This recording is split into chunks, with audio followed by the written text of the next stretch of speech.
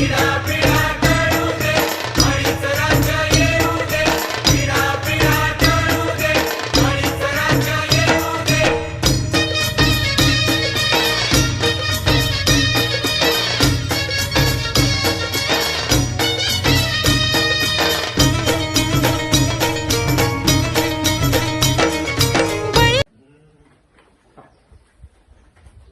शेतकरी मित्रांनो, आज मी अमोलराव माळवदकर, मातोश्री नर्सरी शिरूर.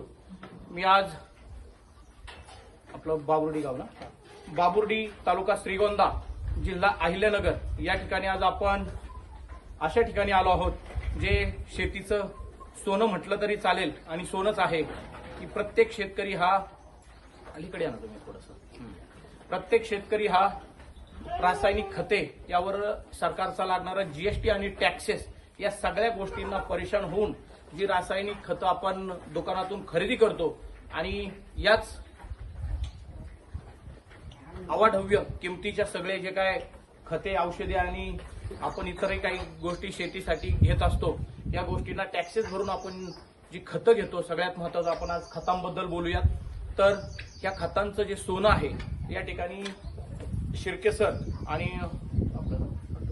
अतुलजी शिर्के हे दोन्ही बंधूंनी अगदी सर बँक ऑफ बडोदामध्ये अगदी चांगल्या लेवलला काम करत असताना आणि शिर्के सर जिल्हा परिषदेच्या शाळेवरती शिक्षक असताना या कुटुंबाने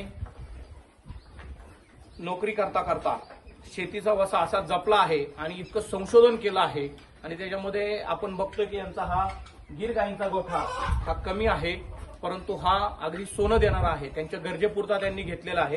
सर आपलं इथं क्षेत्र किती आहे? सगळं 25 एकर.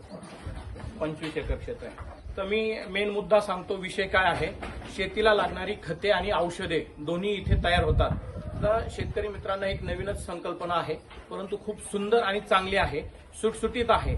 शेतकऱ्यांसाठी जी आपण जीवामृत आणि स्लरी जी बनवत होतो ती स्लरी आणि जीवामृत अत्याधुनिक पद्धतीने अगदी सिस्टमॅटिक कमीत कमी त्रासामध्ये कमी म्हणजे त्रास नाही, कुठला वास नाही, डास नाही, मच्छर नाही. त्याचा व्हिडिओ मी नेक्स्ट ही क्लिप झाल्यानंतर सगळा व्हिडिओ मी त्याच्यामध्ये दाखवतो.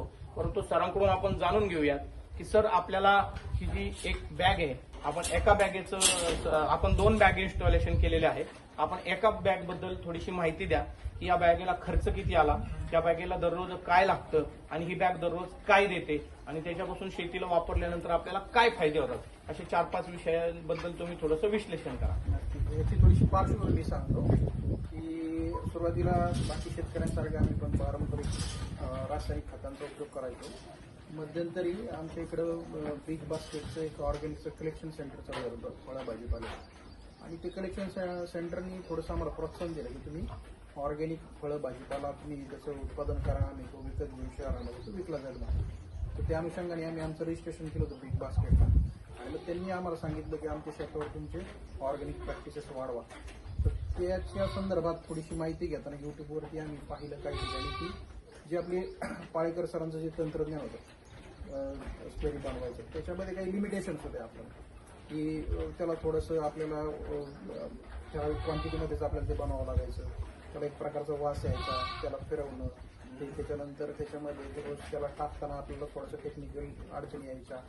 तर ह्या सगळ्यांवरती संशोधन करून गुजरातच्या काही कंपन्या आहेत त्यांनी थोडंसं याला मोठ्या प्रमाणात कसं करून एकाच वेळेस जास्त उत्पादन कसं घेता येईल अशा प्रकारचे प्रयोग त्यांनी केले होते आणि त्या अनुषंगाने आम्ही गुजरातच्या मॉडेल आम्ही बसवलं. साधारणतः 10,000 लिटरची बॅग आहे. साधारणतः आपल्या शेतकऱ्याचा जो कागद असतो त्या प्रकारचा कागदापासून तयार केलेली असते. याच्यामध्ये बेसिक कंटेंट सुरुवातीला 10,000 साधारण 500 किलो शेण आपण सुरुवातीला त्याच्यामध्ये टाकलेला आहे आणि त्याच्यानंतर रेग्युलर बेसिसवरती आपण त्याच्यामध्ये गोमूत्र टाकतो 10 लिटर, त्याच्यानंतर ताक टाकतो 10 लिटर आणि अन्न जे पदार्थ आहेत आपले म्हणजे बऱ्यापैकी आपण शेतामध्ये जे गवत आहे ते गवत आपण त्याच्यामध्ये टाकतो आणि त्याच्यामध्ये त्यांनी सुरुवातीला जे आपले उपयुक्त असे जे जीवाणू आहेत आपल्या बॅक्टेरिया बाकीच्या त्याच्यामध्ये फंगस असतो फॉस्फरस आझोटोबॅक्टर अशा प्रकारचे जसं मिश्रण आहे ते सुरुवातीला त्यांनी दिलं होतं ते पण आपण ते तयार करतो आहे.